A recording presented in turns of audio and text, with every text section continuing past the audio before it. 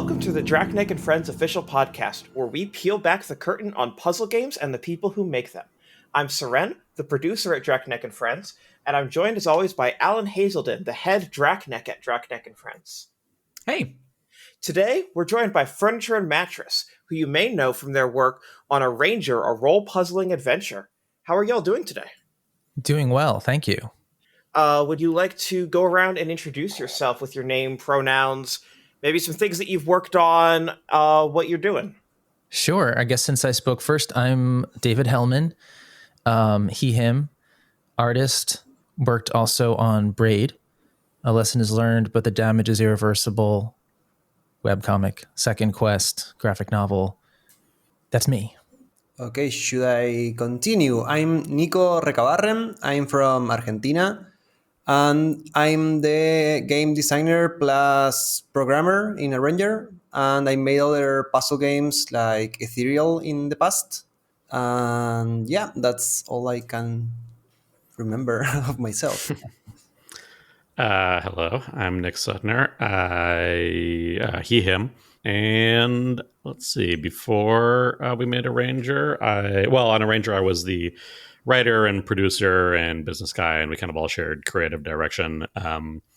And I worked on a game called Carto before that as the writer. I wrote a game called Bloodroots. Those were the last couple. I also run game publishing at Panic, who published Untitled Goose Game, and Thank Goodness You're Here and such. And I'll also mention that I host a podcast as well called Eggplant, The Secret Lives of Games.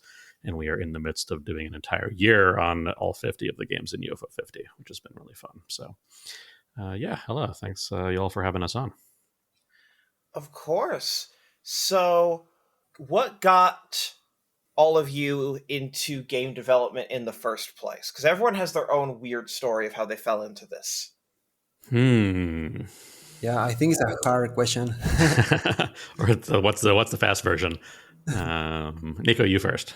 I mean, I think I have the less fun answer because I have the impression that, as far as I remember, I was kind of interested in that. So it's like all my steps in life were like, okay, I'm getting closer to that. But I don't know if I ever had any other like work prospect or anything. Like it's like even if when I talk with my friends from my hometown or my family, like everyone always said like, oh yeah, you were always into that. It's like I feel like I've been very, very like one-dimensional on that aspect.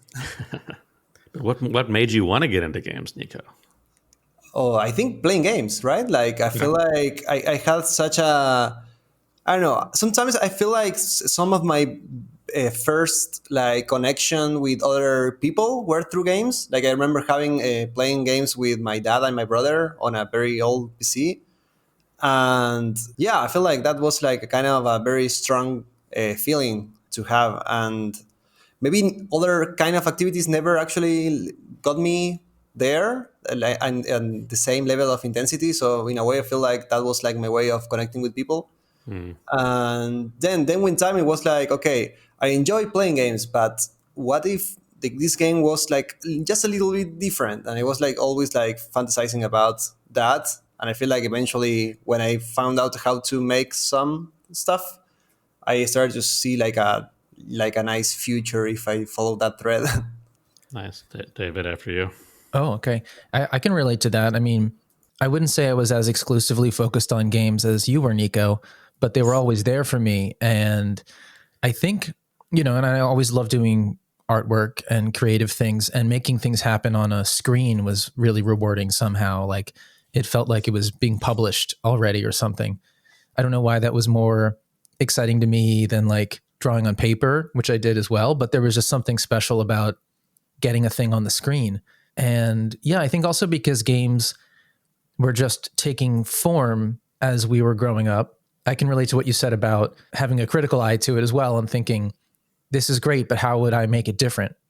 And that was just something I thought about a lot in high school in particular and going forward from there. So I think I had this feeling like this medium is coming into existence or maturing, and it's kind of the new thing in my time. And I felt drawn to something that was just forming because it seemed to be ready for a challenge. Like, and I don't say this to self-aggrandize, but it was something that did motivate me, the idea that we can improve on this, we can like make it more powerful. But I already, I loved what I was playing, Nintendo games and stuff like that, but this can also communicate things on deeper levels.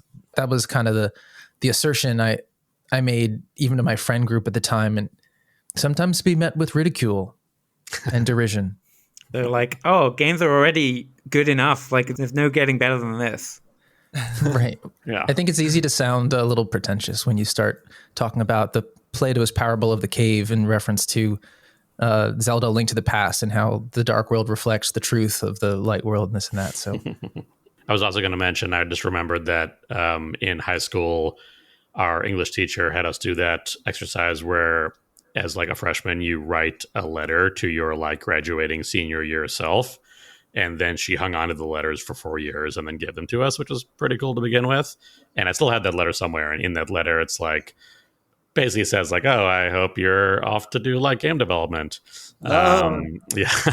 And it took a while. I feel like my whole journey was like this unrepeatable, weird series of like stupidly risky events of like move to the West Coast with like a unpaid internship in games. And just like, quit your job and then like get an internship at the place you want to work, and then go through a bunch of layoffs and wind up at a bigger company. Just a whole series of things that, I went from being on sort of the journalism, writing about games side to over time making games. But it's hard to feel like, especially as someone with no like technical skill set, that that's a possibility. So it's exciting now to kind of be here and to find great collaborators to pull these things off with. And I think similar to David, in a way, I'll say there were moments. I mean, I maybe didn't have the foresight to think like games can be better, but I think playing games like Shadow of the Colossus was a big turning point for me, which people kind of maybe know is my favorite game, and went on to write a book about it. But that game, I think, really gave me a lot of feelings and aesthetic inspiration, and made me think in a different way, such that it really inspired me to imagine a bigger possibility space of things I could be working on too, and really push further to want to get into games professionally. Amazing. And what about puzzle games specifically? Like, do you have a particular interest in puzzle games? Did you just end up making this puzzle game? What's your relationship to that genre? I mean, in my case, I have the impression that for me, it's a fun thing to develop. In my head, I feel like there are all sort of games that you start to see the most of the fun of it once it's playable and other people play with it. But puzzle games have this thing that they are fun even before they are done. Or I don't know exactly how to express that, but it's like all the things that happen in your head and how do you like start like finding them. It's like a different kind of game. Like it's like a game before the game. And I think that's one of the things that I always end up like drawn into. Is like, yeah, I want to feel that again. And yeah, I think that's mainly the reason why I end up making puzzle games often. I think, I've always been a fan of puzzle games. It wasn't a thing I was necessarily always at the forefront of my mind to make. I think in part because I think puzzle games are more rarely a vehicle for, I don't know. Arguably we could spend the whole time talking about this, but sort of the stories told through puzzle games and the ideas and different moods expressed in things, I think often it doesn't tend to be the genre that really like leads into that or creates that possibility space. But I think maybe that's in part what was exciting about this is like Nico's such a great designer, and his whole idea for this was like taking this really clever puzzle mechanic and like, what would this mean if we put this in the context of a bigger world, and we can tell stories around that and we can create different moods. And I think that was exciting to all of us. Yeah, I'm thinking about it as you guys were talking. Puzzle games are probably not my personal kind of favorite genre or area. In my own gameplay, I tend to like things that are more kinetic and embodied. Like I'm here in this world. I feel a sense of weight and physics and presence. David only and, plays the futuristic racing games like Wipeout. Yes, exactly. But I do, the two games I've worked on, that I've made significant contribution to, the two primary games I worked on are both puzzle games, and has felt like a really good fit for me from the creative side. I guess those are both games where there's a narrative aspect and a thoughtful sense about it. I guess in contrast to Wave Race 64 or something like that, where it is about the interaction of the operating components in the world in the simulation, but you can succeed in that through developing an intuitive feel. And it's not important that you be able to stand back and say, I did this by this series of decisions. In fact, that might be kind of contrary to like getting good at the game. You just want to feel it. You understand in a certain way, but the real meat of it or the advanced level is when it becomes intuitive. And if you were to complete a puzzle in a puzzle game and say, I'm not sure, I just kind of felt it out, the designer might say, well, that's not really ideal. Like, I didn't want you to just kind of bump into it until it was finished. I wanted you to have an insight. And I don't know, I'm just putting this thought together now, but I think that kind of approach is a nice complement to, like I said, the narrative elements and just the thoughtful feeling as you play, and more cerebral, which is a nice thing to create art for, because the art can engage with the story and the themes and the atmosphere of the whole thing. The mentality of the player is a kind of thoughtful mentality. Yeah, and as we're sort of relating that into Arranger, for people who have not played Arranger is what is your elevator pitch for Arranger? What is your one sentence? Because I could describe it, but you probably have done this way more than me. I have one too. I think we all do. Because I know, yeah, go for it, David, if you got one. I know Nico doesn't like to do this. Yeah. I don't. Yeah. I think you should all write down on a piece of paper what your answer is, and then see how similar they are. Yeah, this is like the newlywed game. It's like, what would David say? Just want to say that I don't have an elevator pitch, and every time that I express what the game is, I say something different and probably bad. So I trust the guys do a better job than me. Nico's never stepped into an elevator because he's worried someone's going to ask him about what games he makes. So he has very buff legs from walking all the stairs. But yeah, David, if you had one, go for it. Okay, well, I've adapted stuff like something that Nico said is it was a Rubik's Cube put onto a 2D plane, turned into a whole world. I could say that better, but it's a world that's based on a Rubik's Cube behavior on a shoot, I'm screwing it up. It's been too long since the game released. Yeah. This muscle is atrophied. Because, yeah, like in like a very rote and mechanical description, 2D, grid-based, you're playing as a character moving around. It's a role puzzling adventure, as in like you are playing a character, but every time you move, your character is not walking from one tile to the next. They are shifting the tiles around them. And that is a lot of forethought into every action that the player needs to take. A phrase that I think Nick came up with is, when you move, the world moves. Is that right, Nick? Yeah. I think that's the it's a game that I think is in practice, once you play it for a bit, it starts to click and make sense. But it's a game that when you do play it for a bit and you internalize it, you kind of just get used to it. But I think we did find to be surprisingly difficult, even when you're watching a trailer, for people to understand how it works, or even playing the first few minutes of the game. The kind of like onboarding, if you've never touched it, is maybe slower than we expected. But yeah, basically, if you any column or row that you move in, any objects or other characters or anything will move as well on that same row or column as you move.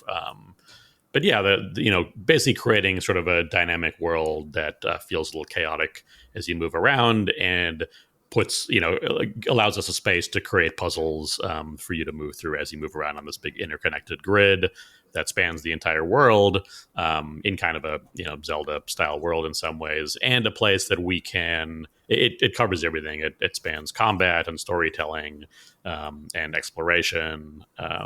So yeah, that's kind of what coheres the game. Yeah, and I guess one of the things I really like about the game is how you take that core mechanic, but you put twists on them, which are both tied into the story of what's happening, but are also very mechanical twists on the concept. Feels like anytime you're coming up with a gameplay variation, you wanted to do it in a way that was also like heavily based on the story you're trying to tell. Yeah, no, I think what I found very funny when we were like initially like working with that mechanic in particular, like just the movement, is that it can be like 50% of any other mechanic in a way. It was so if you took like the basic movement and you add something to it, like not something that is like completely unrelated, it's something that works with that movement. We could make like a lot of different like mini games based on that. And I think we had like a lot of space to actually adapt those mini games to whatever was happening in the game. I think it was like a back and forth with the story part that I think we had a lot of degrees of freedom, I think, with that basic mechanic. So I think it was very interesting to make. Yeah, and as you mentioned, there is a story, and a very sweet and funny story, which Nick headed and wrote all the dialogue for and developed, about a girl looking for her community, basically. And then there's visually, there's a unique visual presentation with comic book style panels augmenting the scenery. So it all kind of is a unique package. And yeah, these parts all interrelate really nicely. I should add too, thanks to you both, Syrenne and Alan, for being a part of this production. I mean, Syrenne definitely helped us out for a stretch during production, and Alan has been like one of our like design mentors pretty much from the start. So you both are certainly in our credits, and we're a part of the project. So we appreciate that too. Of course. And in our hearts. And in our heart. You're on the credits in my heart, and literally. One thing that I want to sort of dive in on as we're talking about like the structure of the game is balancing the difficulty of bespoke designed puzzles versus the difficulty of world interactions. And by what I mean by that is that like very, very early in the game, first thing you do is you go out into the town, and it is like the very, very core tutorial for like, this is how you move. This is how the world is going to react to you. This is like you're meeting characters, but to get to the characters, like the player has to figure out how the world works. And that in itself is inherently sort of a puzzle that has its own balancing and tweaking.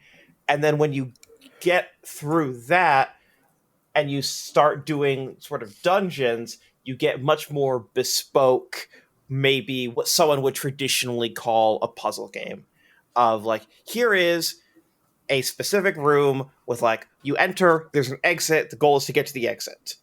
And then as you leave that and you get into other towns, it starts adding more mechanics and like wrinkles. But like, how do you balance the intentionality of having those specifically authored puzzles versus where the whole world can be a puzzle? Yeah, I think there is like a very, I mean, maybe when I say it, everyone will start noticing and it's going to be less exciting. But there are like a very different, like, it's like a space control or something. It's like we are giving different amount of room for you to do things based on our goal for the, like, as designers, right?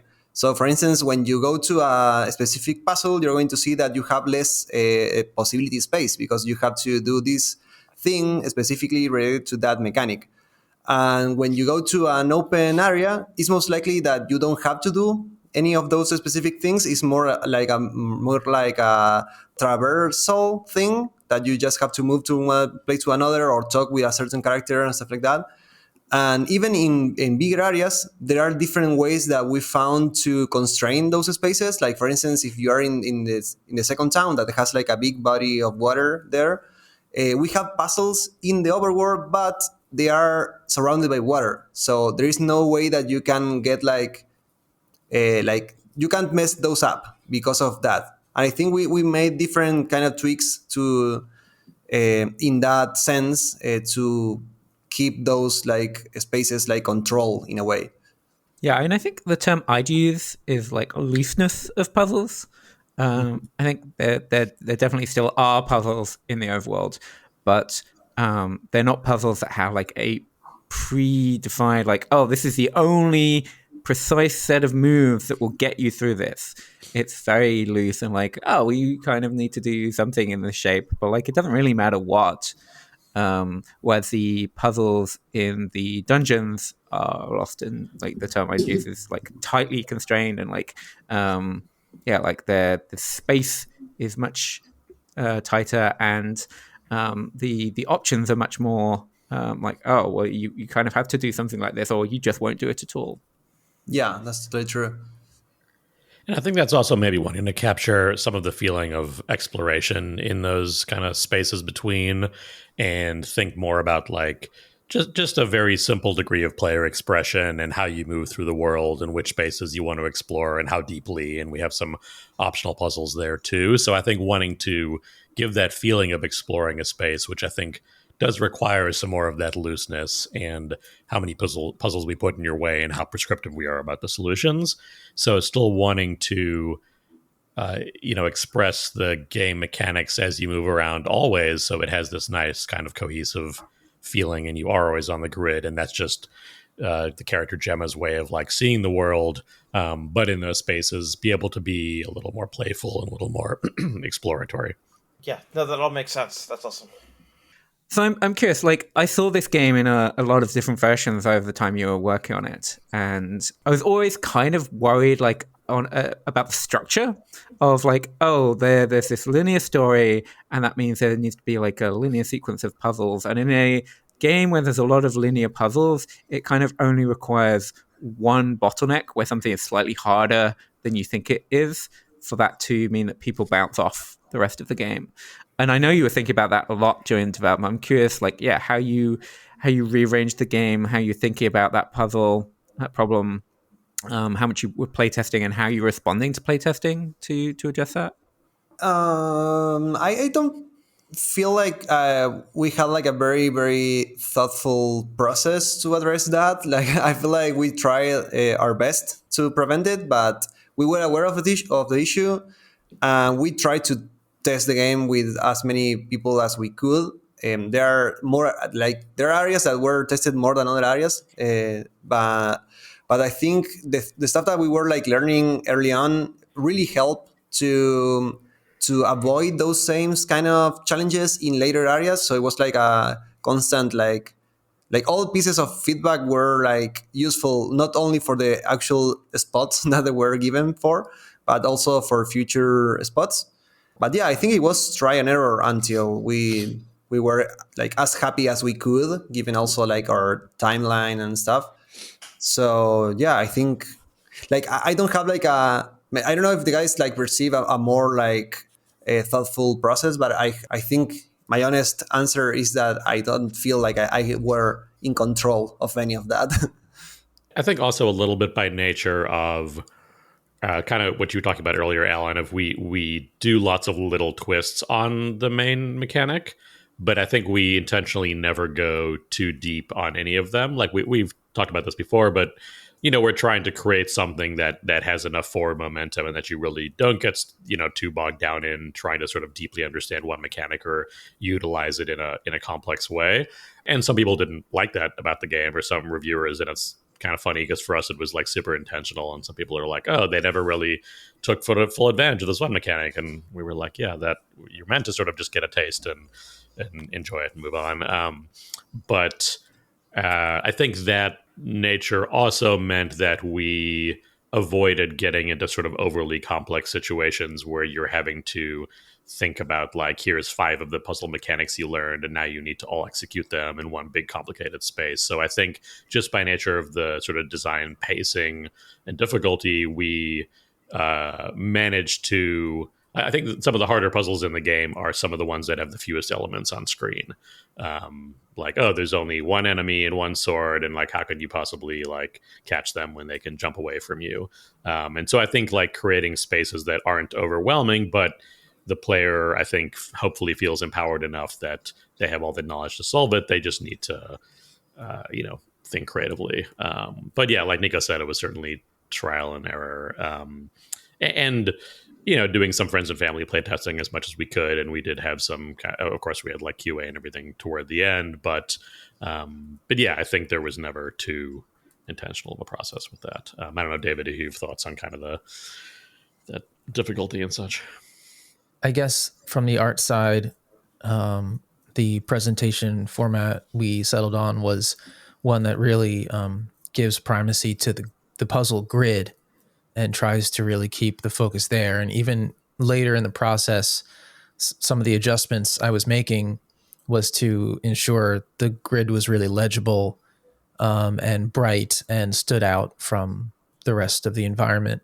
And the environment, as I mentioned, is kind of the presentation is unconventional. There are scenery elements, and then the background is kind of abstracted, and then there are these illustrations that are like a different pictorial mode. But the grid actually became, I really, I guess earlier on when I was trying I'm maybe digressing a little here, but I'm trying to speak to the clarity, visual clarity, to support comprehension and to help the player understand the puzzle, which is, a critical thing. Earlier on, with a more conventional presentation of the environment, more sort of traditional with like scenery filling out to the edges of the screen, I felt that the emphasis was on all this extraneous detail of like trees repeating and that kind of thing. And I never felt like I was able to make it feel natural because the grid was so obviously a grid and had to be such. I didn't want to try to hide that or make it less grid-like. It had to be very clearly a grid so you can understand movement and relationships, spatial relationships and everything. So yeah, it felt much more natural when I just, rather than try to contradict that artificiality with like a more naturalistic environment that would all blend together or something, I just said, okay, this is artifice, and the grid is the first compositional stroke that Nico made. And often I like the shape of the grid shapes, and I found it to be a useful and appealing first compositional stroke, which then I would support with scenery pieces like selectively placed around, and then, as I mentioned, other pieces that kind of sort of in descending hierarchical order of like presence or emphasis. So yeah, making the grid really central, really legible was a key thing, just to support all the design work going on. Yeah, that's really interesting because, like, yeah, the grid is obviously, like, grids are very gritty, but the comic panels are so ungritty, and I guess I hadn't really consciously picked up on, like, oh, how much contrast that gives. Yeah. And yeah, I guess that does make the grid stand out more because you've got the other stuff there. Huh. Yeah, that's a great observation. And, as I mentioned, the original, the earlier approach was to try to cohere the entire scene into one, conventional presentation, which I don't know if the listeners will know what I mean, but just like it's a Zelda game. So you can walk on the ground, and then the ground is surrounded by trees and houses and other things that represent like places you can't go. They're solid, they're walls, but they fill out to the edge of the screen as you'd expect. Like you're looking at a world that goes to the edge of your vision. But in Arranger, we don't do that. It's more like the grid is hovering in space, and then there are supplementary visual things that are, some of them are scenery, like trees and houses that are near the grid. And then there are other pictorial modes like abstract patterns and these comic panels. And yeah, by kind of letting the grid be gritty, like you said, it actually gave me a lot of freedom to be non-gritty with some of the other pictorial modes. So it was kind of more polarized in a way. Like Don't try to contradict the essential gaminess of this thing. Embrace it, but then it opens up a space to depart in a way that I wouldn't be able to. Like those comic panels can depict any viewpoint. They can show the horizon. They can show close-ups of small objects. They can show even characters reacting to what's happening sometimes.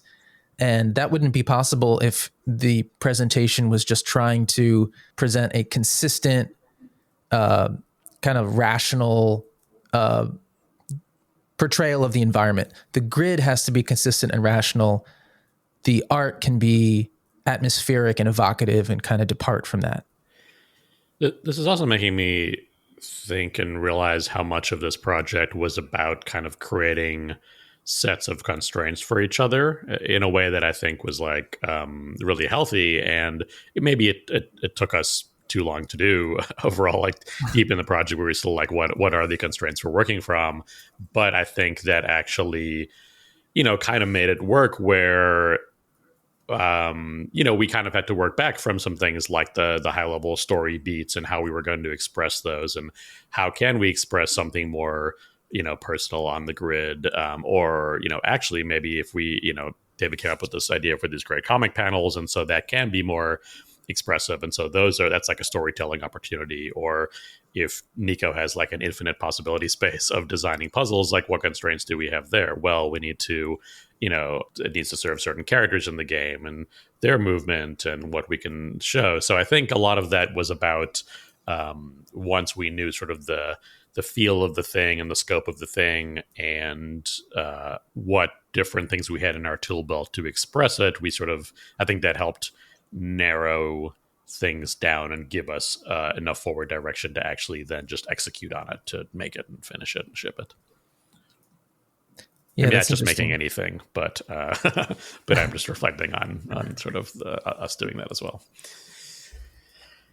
Yeah, that's interesting what you said about us creating constraints for each other. And I don't know whether it took too long or not. I mean, I can certainly look back and say, well, this was a dead end, or this had to change, but I still don't have a sense of like if those things were really avoidable, given what we knew at the time. Yeah, totally.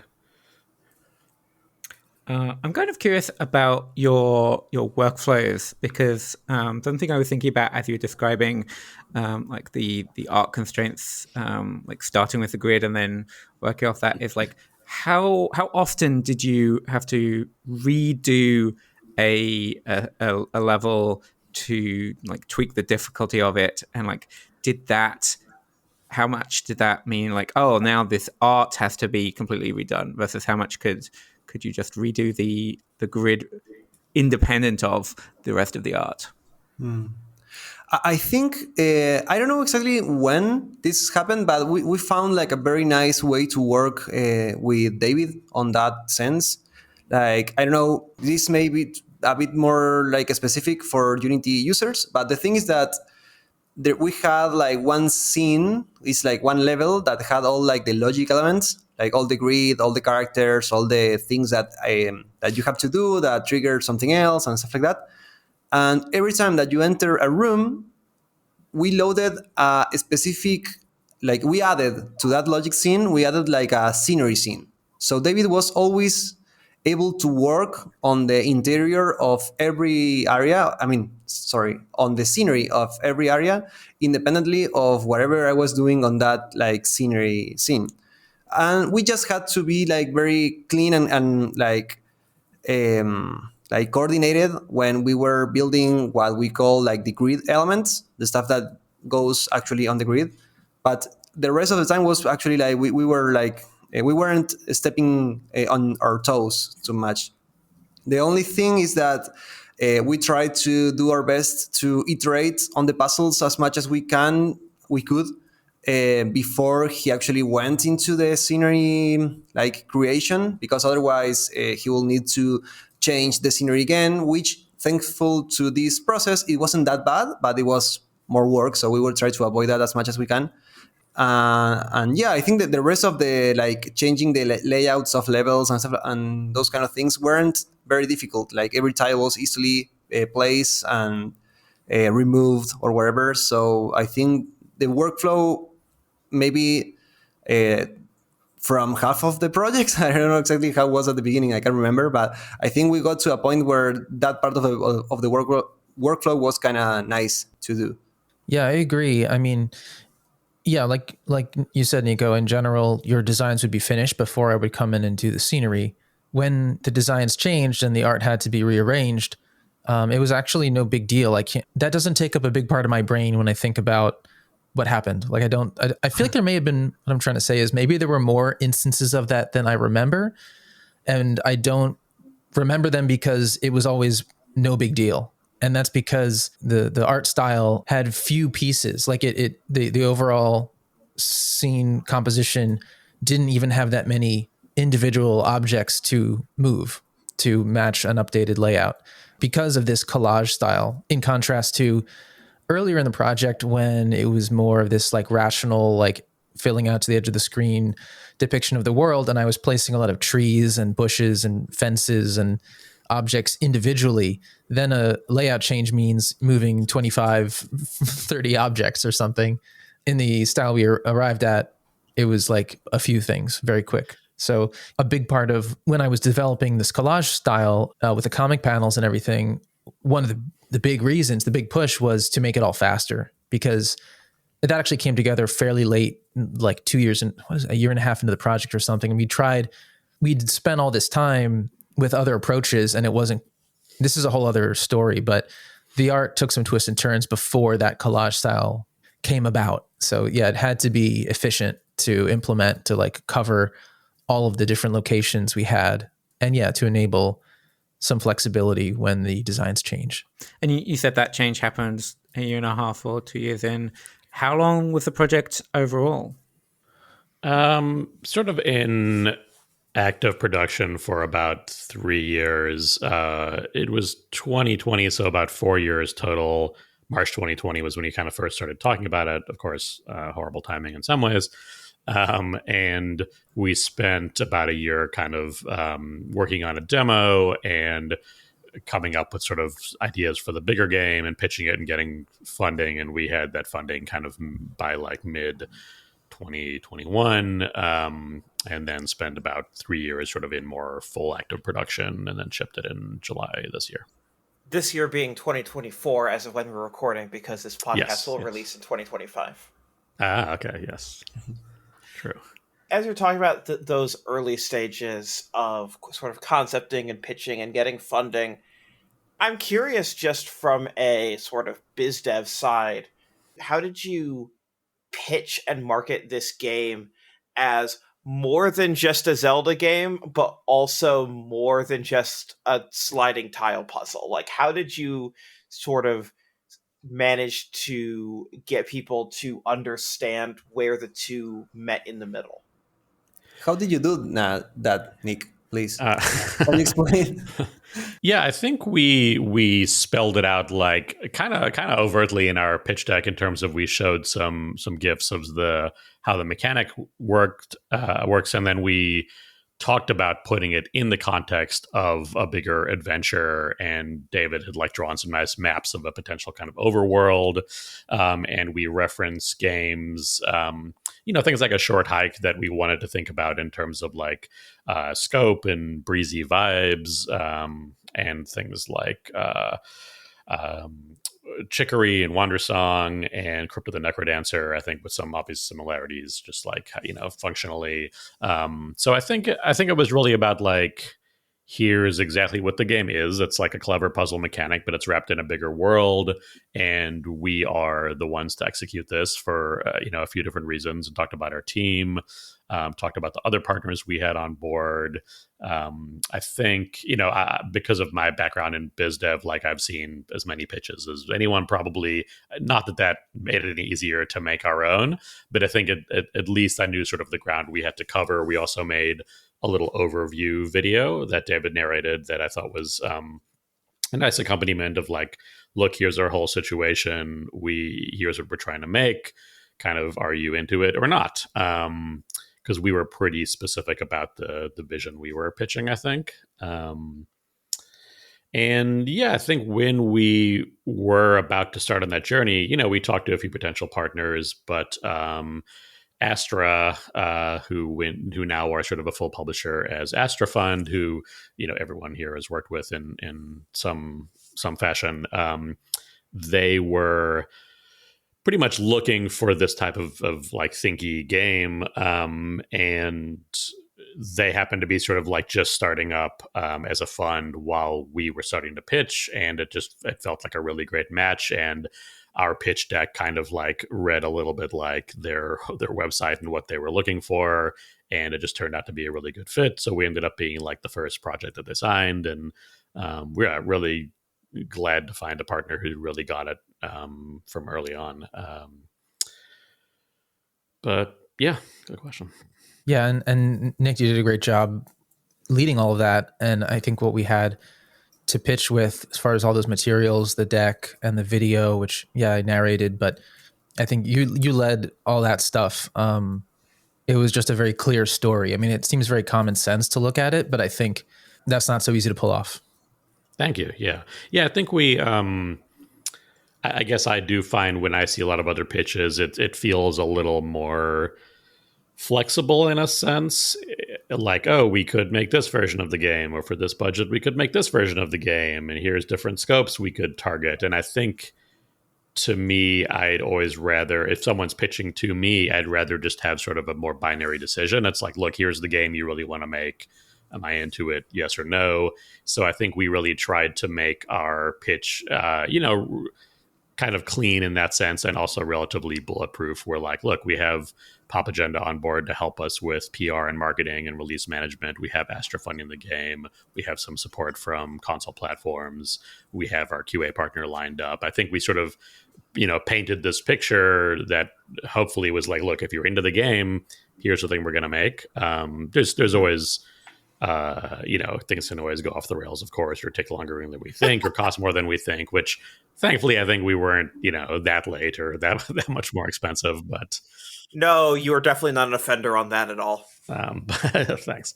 But yeah, I think we tried to be pretty clear in that pitch of what we were making and what we could handle, and sort of find experts to help with the things that we weren't experts on. Yeah, and I was saying, I think it all came together really, really well. Thank you. Thank you. Yeah. Yeah, I mean, going from the very start to it coming together, it's kind of part of the same thing of like how you're talking about the game. I'm curious about the subtitle of the game, like a role puzzling adventure. Did you feel like that was, talk about your feelings about why you wanted a subtitle like that and how you chose that one. Well, we needed a subtitle, I should say, if we wanted to trademark the name of the game or go through the US like copyright office or whatever and be able to protect it. There were enough other kind of adjacent things that it wouldn't have been as strong a defense if it had just been called a ranger. And that's a whole sort of interesting legal journey that I think most games don't even bother with, and it works out most of the time, but we wanted to be a little more careful than that, I think. So we were, and I forget, actually, maybe it even took us a while to kind of land on a ranger as the primary name. It's one of those names you sort of use for a long time, and then it kind of sticks, and then you're forced to look at a moment of like, oh yeah, is this really your name or not? But then even the subtitle, we went through a lot of iterations and talked about it a lot. I don't know if anyone else wants to speak to that process, but it was fun, of course, but naming things is challenging too, and actually getting enough, what's the word, where we all agree on something. Anyway, you know what I'm saying? Yeah, consensus. Yeah. It was a funny process. We had a lot. I mean, I think you came up with a ranger, Nick, very early. I think so, yeah. And it felt like a good, handy word. And now, of course, it just feels like inevitable and perfect. But I think we definitely considered a lot of alternatives, but they were like all really goofy. I don't think there was anything that really became a serious contender. Well, one thing that I remember that seems funny now is that at first we weren't like expecting to have a subtitle at all, but the style of the subtitle is the same as one of the expressions that we use in our pitch deck, in the first pitch deck, because we were calling the game like a role puzzling game, right? An RPG, we were saying. Yeah. It's kind of nice that we end up doing like some kind of version of that, including in the last version of the game, was like a nice thing. Yeah. And I think also the name arranger, we have this sort of like, I mean, not to get too spoilery, but like an arranger is something in the game, and that means something, and that led to like kind of a bunch of the lore of the game, and it was tied in nicely with that. So it's nice that it is, fits the sort of like verb of moving around and arranging things on screen, but also has deeper meaning within the game. Yeah, and I'm trying to think more about the the subtitle. I think it is pretty cheeky. I know definitely some folks took umbrage of like, this isn't an RPG, even though RPG is like not a thing that I could even really define myself. But Everybody disagrees what that means. I find it really strange. yeah, Nobody knows what an RPG is, but everyone knows what it isn't. right. Well, apparently we're not an RPG because Well, you are role playing as Gemma. Yeah, exactly. Gemma is a role in the game, the Yep. defined character. What are we doing here? Yeah, I mean, I think it's less about like being part of a genre, and it's more in my head. It's more about like setting expectations. Yes. And that's kind of one of the reasons I think it's an interesting subtitle, in that I wonder if it does set the same expectations that you want it to. Yeah, I don't know. I think it's, I think ideally it would be like a ranger, a puzzly Zelda adventure, but we can't call it that.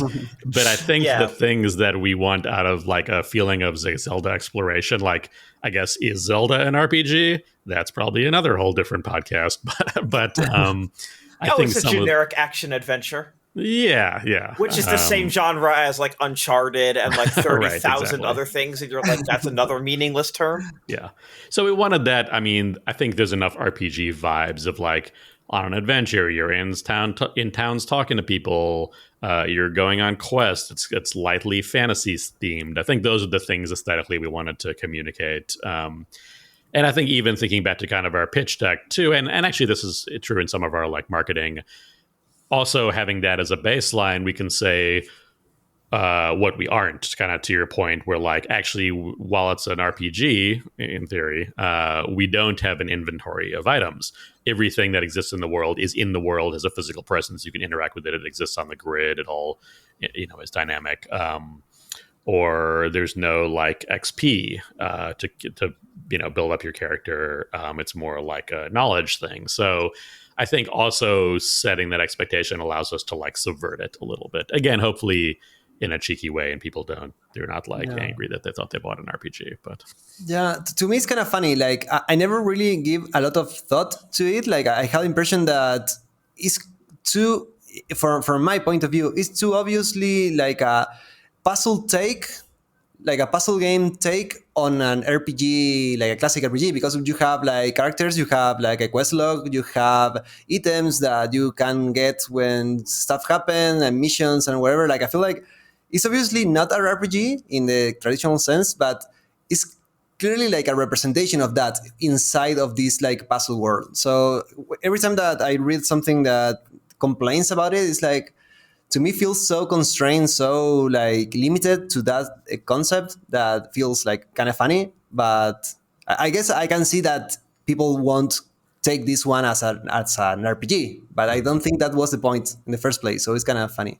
Yeah, I'm curious what you think, Alan, because since you posed the question, I mean, everybody may have a different opinion on this, but I remember from Nico, your earliest prototypes, and even how you described the early development process, that it started as a kind of Rubik's Cube mechanic with RPG elements added into it. Those being a hero, which wasn't Gemma, looked like a soldier or medieval knight or something, a sword, a monster, which was like a skeleton. And then there was a town with a mage. So it really almost resembled like very early classic Dragon Warrior games or Dragon Quest, if you like, with this kind of Rubik's Cube type sliding behavior. So, I mean, from that perspective, I think it's natural. I think it does like give you a sense. I mean, the main thing to communicate is this is a genre mashup and it's a bit unconventional, and there's this pervasive puzzle thing that you're engaging with, and world, story, characters. So at least it kind of opens up the question and hopefully makes people curious exactly what this thing is. But what do you think? I mean, I don't know. Like, I think Endorse or condemn our subtitle, Alan, on your own podcast. condemn. If it's one or the other. Okay. I feel a relief in a weird way. No, I think it's like I the way I phrased it earlier is like, I don't think in my head it sets up the right expectations for what the game is, but it's hard to tell if like that is just my brain or whether it's like, oh no, everyone will have exactly the same reaction to me. And in some ways it kind of doesn't matter. Like the game kind of speaks for itself, and the subtitle is like the least important thing about it. Is it because it's not an RPG to you? I think it's not an RPG to me, and And you hate puzzles. And I hate puzzles.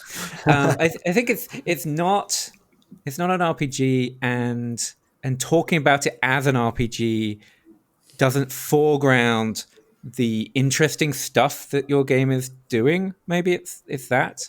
Like kind of a tangent, but like you're talking about like the early prototypes had like those, like you've got the knight and the mage, and like it's interesting that your game doesn't actually have combat. Like it has swords that go into monsters, but it's like it doesn't ever feel like you're doing combat. It feels like you're solving puzzles. To me, maybe. Maybe other people feel differently. And It's interesting because I think that like when I play the game, I am completing a lot of the verbs that I would in an RPG. And I want to be clear, RPG is like the genre of game I play the most. Sorry, Alan. And like it is a lot of like the encounters, a lot of the quests, like the quest log being there is like really helpful. It's like also like a very structural way to think about the game. But the verbs I'm doing are puzzles, which is like an interesting way that it kind of flips the whole thing on its head. And I think that's probably why I like role puzzling more than role playing. I kind of come on the opposite side of Alan, where I'm like, yeah, that subtitle, like when it makes you read it, it's not exactly what you expect. It's not role-playing adventure. It's role-puzzling adventure. It kind of pumps the brakes just a little bit and makes you think about it. I mean, I do wish we had called the game Dragon Age Veilguard in retrospect. That might have been a better move commercially. The is fine. Well, I say let the debate and controversy go on. Yeah. I just like the idea that Alan's making a bunch of like anonymous like burner social media accounts to like harass us about the name. Oh yeah, I mean, any negative comment you get about the name, that's actually me. Yeah, that makes sense. Do you get a lot? Do people actually care what the game's called? Largely, I'd say largely it's been well received. Like I think it gives people a way to talk about the game. I think a lot of like reviews and such are like, oh, it's a role puzzling venture. Let me tell you why it's called that, and sort of talk about these different elements of our game that at least dip into both genres in some way. There have been a couple people who like really take umbrage with it and they're like, it's a great game, but it's not an RPG. And we're like, yeah, that's a fine take too. So I think largely it's been a good thing, and I think we feel good about it. But you know, maybe it's impossible to find a universally beloved name. Yeah, I mean, we all know that naming things is the most hard problem in video game design. So you take what you can get. Mm-hmm. Through puzzling exhibitions.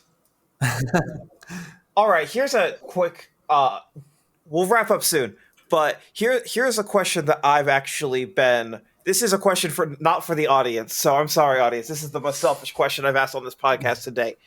Nick, did you run into any problems with Nintendo about having the subtitle for your game? Like, during the submission and launch process, did they raise any red flags about, is it called a ranger, or is it called a ranger or role-puzzling adventure? Not that I remember. I think we called it Son of a... I think we called it the full name whenever possible. At times when it wouldn't fit, we would just call it a Ranger as like a display name. But yeah, I don't think that was ever an issue. Okay. Yeah, they wouldn't let us call a Monsters Expedition a Monsters Expedition through puzzling exhibitions because of character limit. So therefore, we had to make it a Expedition, and then we weren't allowed to display the subtitle on the key art because that was different than the product name. Okay, yeah, that's annoying. Oh. Yeah. Well, maybe you guys paved the road for us. Maybe. Yeah. I think both our the first part of the name and the subtitle were both long enough that they were like, you can't have two titles. Mm-hmm. And I'm like, it felt like they were punishing us for trying to SEO game the system, but like we had launched on other platforms by this point. Yeah. This was like this is what it's called everywhere. Okay. Whatever you say. This is still a deep personal aggrievement to Yeah. I've never run into this issue before. It did take us a while to... the main name constraint was on mobile. Yes. Which we released through Netflix because, it's hard to have a full subtitle there. So that was a whole other thing. But yeah, didn't run into that same issue. Well, I'm happy for you, genuinely. Thank you. I am.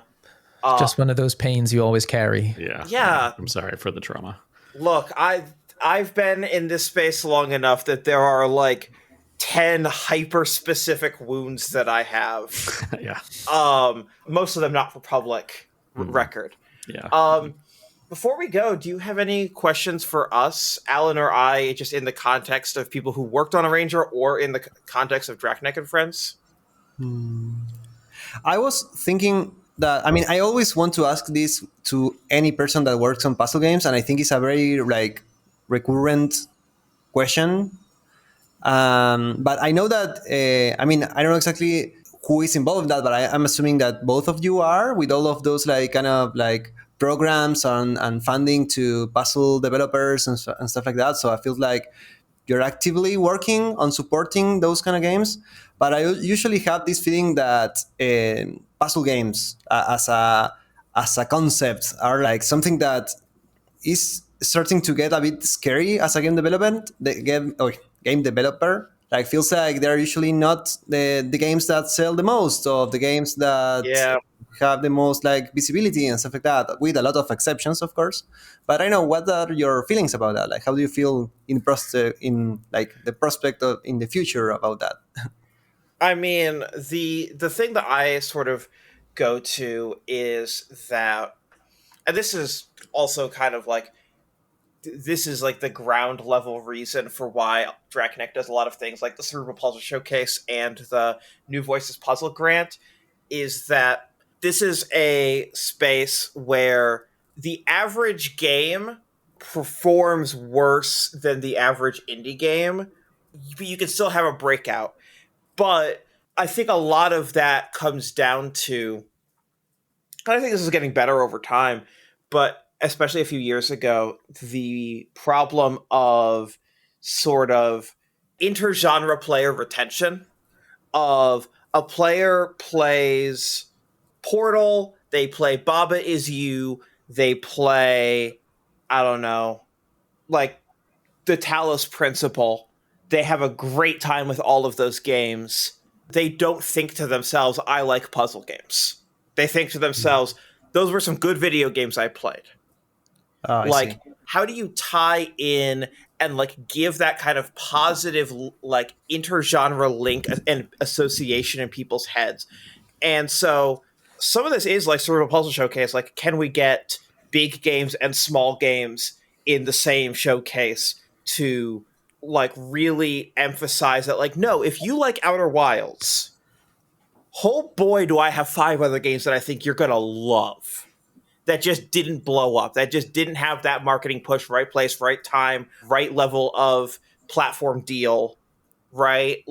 There are a lot of games that are there's 3 tiers in my head. There's the average puzzle game release level of success.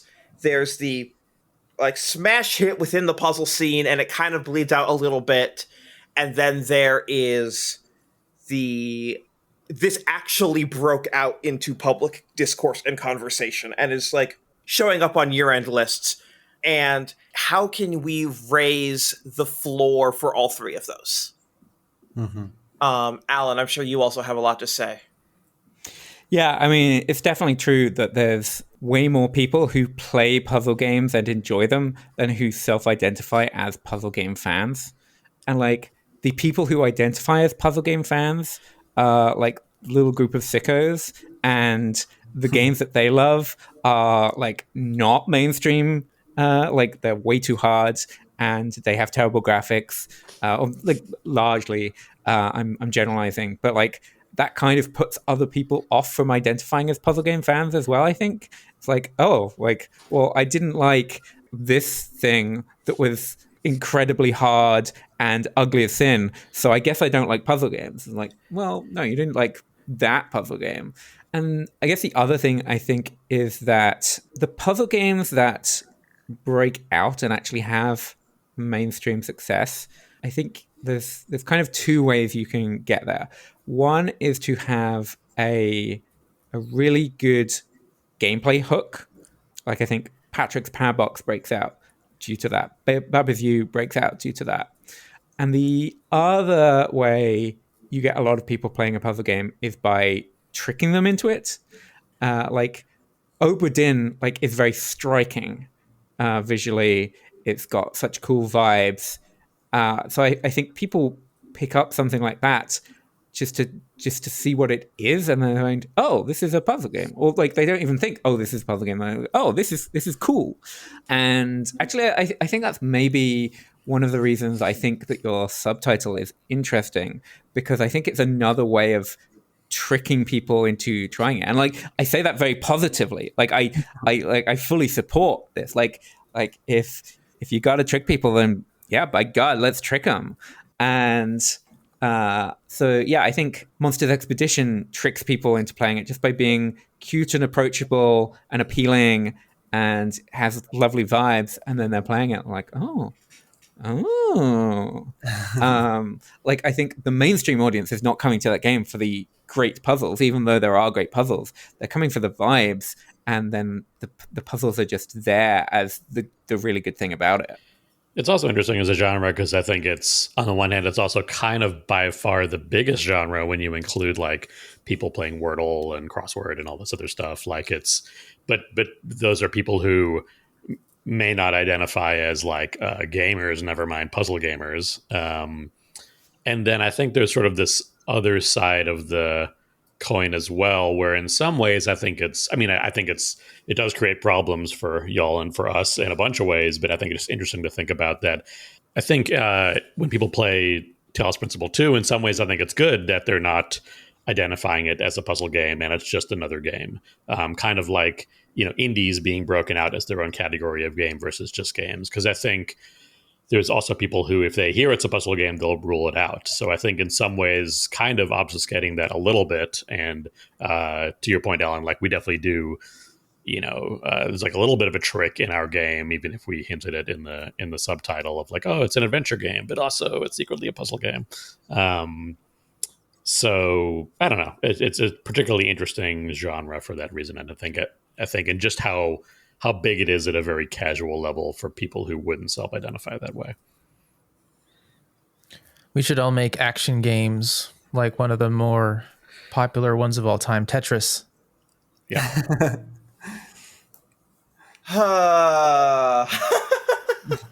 Yeah. Awesome. Do you have any other questions for us? What does Dracneck mean?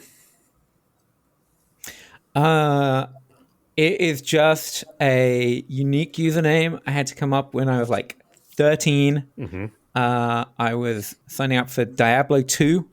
Mm-hmm. And I had to come up with a name, and wanted some kind of like warrior-y name, like something that felt like in the world of Diablo, this is what a character would be called. So it's kind of got the etymology of like Dragon Slayer, cutting off the neck of a dragon, dragon neck, drac neck. That's but cool. then, I need an email address. Well, I've already got that name. I need a Twitter handle. Well, no, I mean, Twitter handle. I was already making games by that time. But yeah, like it's just like, here's a unique username. I guess I'll use that for everything. Oh, that's my company now. Oh, okay. It could be a dark stout if you want to use that. If you ever get into brewing. Noted. That is a venture that I will not join you down, Alan. With respect, you can have the brewery all on your own. Hey, Ben from lots of our games. He's done beer brewing. Respect to him. I don't know anything about it. I don't drink. All right. Well, thank you again so much to all three of you, David, Nico, and Nick, for joining us. Thanks for having us on. Yeah, thank you. Thank you. It's been a pleasure. Yeah. Where can people find you online? What are our social media things? At Furniture Games, I think, which is kind of our cute little portmanteau of our furniture and mattress full name. And arranger.quest has all the information about our games. Let's see. Individually, it seems like Blue Sky is maybe finally a thing. We'll see if that's still true in 2025. I'm still not sure of my relationship with it or if I'll be posting much there, but I guess I'm on there, I think, at N. Sutner. Yeah, I hope that Blue Sky sustains, because I just need something. We've been editing early episodes of this, and this can be in the final episode. I don't care. Everyone is plugging their co-hosts because we recorded a few months ago, Which is now like officially dead, right? Yeah, no, completely defunct now. Yeah, great. Before this podcast, what goes live, and I need Blue Sky to stay. That's kind of why it's helpful to have something like a name like Direct Next since you were 13, where it's just like, even if you like, I could probably find Alan under that name on pretty much anywhere. Or to be the only Syrenne in the United States. Whoa, okay, yeah, nice. Good job. It's really easy to find me places. David or Nico, do you have any personal accounts you want to promote? Yeah, my website is davidhellman.art, which is a good starting place for anything. I'm on the major social platforms, including Blue Sky, as David Hellman with 2 L's. And I'm Cabezota everywhere, I think, which is like head in Spanish, but with 2 T's. Is that? No. Well, it's like big head in Spanish. Yeah. Yeah, your Cabe is Zota. Cabezota. Yeah. Or your Zota is Cabe. Thanks, y'all. Yeah, thank you. Thank you. Thank you very much. Very fun. I had a good time. All right. And thank you for listening to the Draconic and Friends official podcast. Our music is by Priscilla Snow, who you can find at ghoulnoise.bandcamp.com. Our podcast artwork is by Adam DeGrandis. Our podcast is edited by Melanie Zawodniak. Please rate and review us on your podcast service of choice, and be sure to tune in next episode for more interesting conversations.